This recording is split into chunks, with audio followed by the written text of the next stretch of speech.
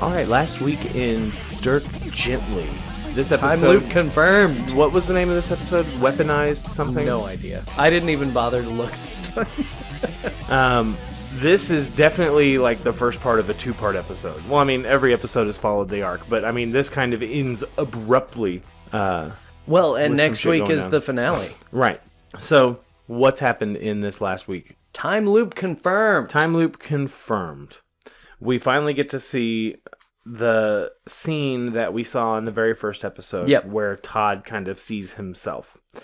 We also get to see that, this is a time loop, and everything that was supposed to happen did happen. Mm-hmm. And Dirk, maybe a little bit dishonest with Todd. Not necessarily lying to him, but withholding some information. The lie of omission. As a lot of people are you see saying. At one point in the episode, Dirk crosses paths, future Dirk crosses paths with past Dirk. Yes. And just kind of is like, it's the kitten, this is your best friend, da-da-da-da-da, let's, make it happen. And so Dirk, not really knowing what any of these things mean, still follows up on it because he's Dirk Gently. Yeah. And of course he's going to do that.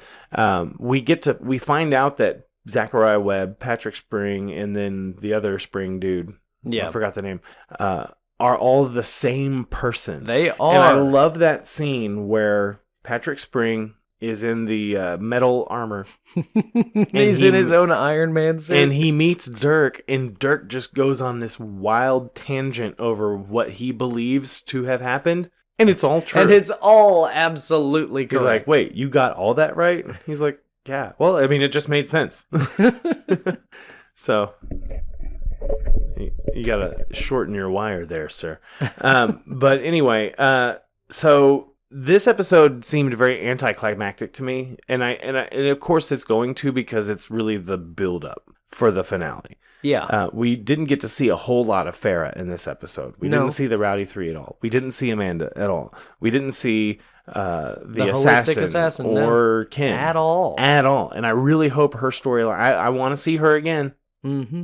And I mean, there's too many unanswered questions with that character. Oh yeah. To just leave her out of it.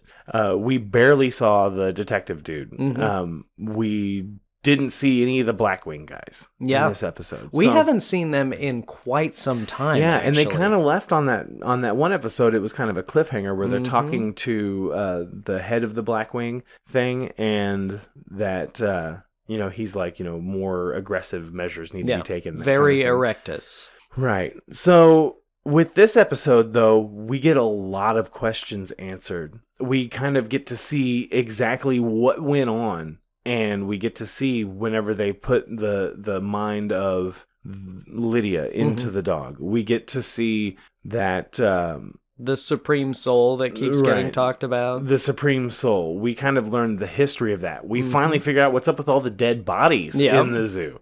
That was all the Spring guy. Yep. And... So a lot of questions have been answered, but still there's just so many unanswered questions. And how is this going to play out in the finale? And where are we going to go from here? I just feel like there is no possible way that we are going to get all the answers next week. It's not possible. Well, luckily, I believe it's been renewed for a second season. I hadn't heard that, but that is excellent. If true. So it's kind of, this isn't a hard episode to review because a lot happens, but a lot doesn't happen. Well, and that's kind of the point, because it confirms that it was a time loop. Right. I mean, and we are outsiders.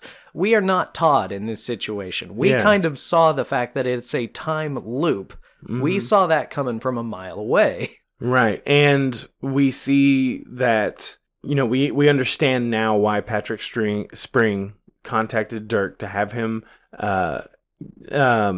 investigate his murder. We see the motivations behind Gordon Rimmer. Mm-hmm. And I don't think it was expressly said, but it would appear that all the bald dudes are actually like animals in the bodies of humans. No, and I kind of figured that quite some time ago because they're far too simple to be actual human beings. We understand now that there's 3 machines that are all the same machine, but at different points in time. So it's going to be one of those like little mind-fucky, timey-wimey kind of endings that hopefully we'll all wrap it up in a nice little bow. No, but you and I, being Doctor Who fans, we know nothing is ever a nice little bow. It just kind of makes me wonder about the future of the series and where do we go from there now that Todd knows that these certain things are possible and that certain things can happen. And is Dirk as holistic as we think? Because, you know, the way we think that all these weird, crazy things just happen to him. Well, yeah, they do. But also, he never let us know that he ran into himself from the future. Yeah. And that he was acting on that information that he had given himself instead of just this like universal intuition, kind of thing. So it's going to be interesting. I saw my parents last night. I went out of town and I saw them. They've been watching the show. Yeah.